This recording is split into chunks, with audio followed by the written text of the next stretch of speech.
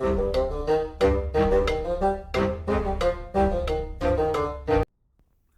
and welcome to the Critically Clueless. I'm a Monk, and today we're going to be reviewing and giving you kind of the first impressions on a game called Remoteness.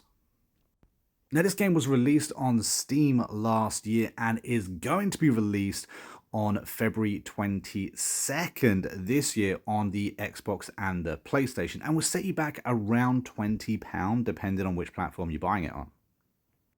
This game has been published and developed by KR Games. Now, the game gives you a few different features. It gives you a dynamic 24-hour day and night cycles. It also gives you a in-system weather system as well. And the AI within the game react differently depending on whether it is day or night. These are a few of the features that I actually enjoyed about this game. I also found that you could loot enemies, which I kind of like. You know, you find perhaps a police officer, you manage to do a stealth takedown, and you could loot the body afterwards. Maybe get a pistol, maybe get some ammo. I like this. And I feel that this game really does have potential. The idea of you being a survivor, the idea of there being an underground network for you to trade with. I love these sort of ideas and the way this game has kind of teased these things. However, I also feel like this game is very much in alpha at the moment, and it's been an underdeveloped game. And just one of the reasons I say that happens to be the controls. They're extremely clunky. Now, the game seems to absolutely love turning to the left and doesn't particularly like turning to the right. Now, I have used two different controls for this, and I've also gone into the settings and adjusted the sensitivity. It's really hard to aim your weapons and move around, and actually just keeping the camera straight I found to be extremely frustrating. Now, in my short time in the game, I did actually come across multiple different enemies. Some I found quite easy to kill. Some of them were, shall we say, challenging. But all of them seemed to interact with me in the same way, which was a little bit disappointing. And most encounters, even on the easiest difficulty, ended up in my death. Now, yes, this may be a hardcore survival game, so I totally get that. It's a tough game. But personally, I think that what actually made it so hard was the fact that this game was so clunky that I couldn't even aim my weapons.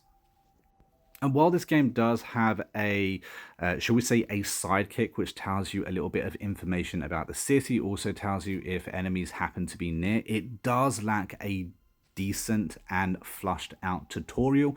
Kind of just lets you jump into this game and figure things out on your own. No real lead when it comes to story either, which is a little bit disappointing. Despite this game having voice acting, there was no real direction in what I should do when I just started this game and spawned in for the very first time.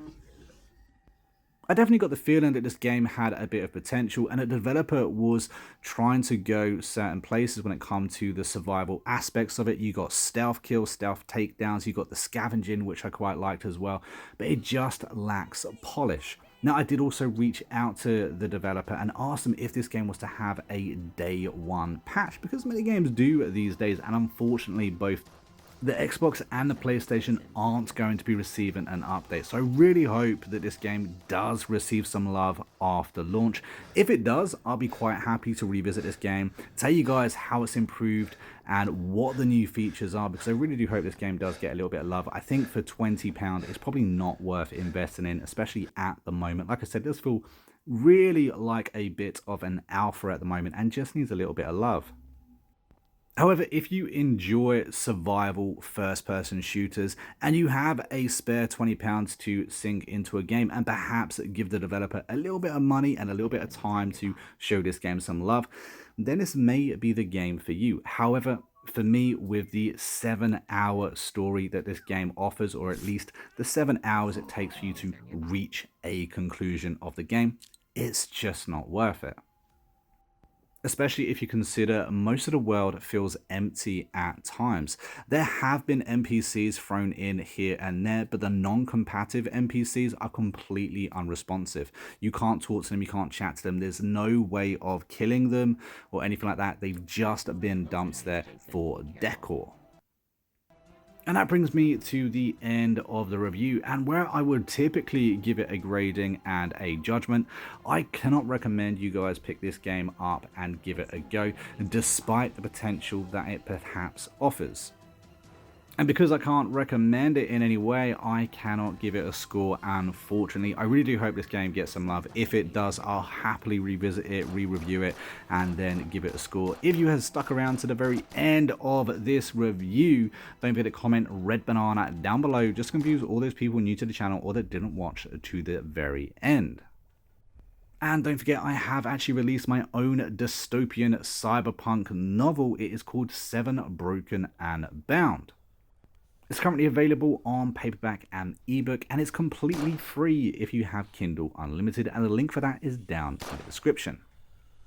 But until next time, let me know your thoughts on this game, on this review, and if it's one you think you're going to be picking up yourself. I'd be very interested to know what you guys think and what you guys do actually end up thinking if you do buy the game. But until next time, I've been Mark, we've been Critically Clueless, and I will see you in the next video real soon. Until then, happy gaming.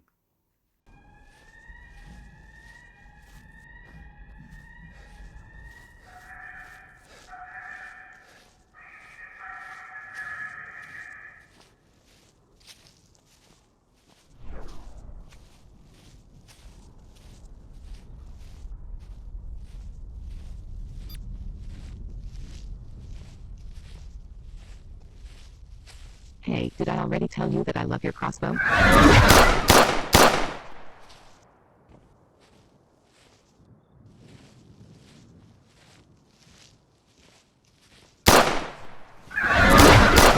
Jason, be careful.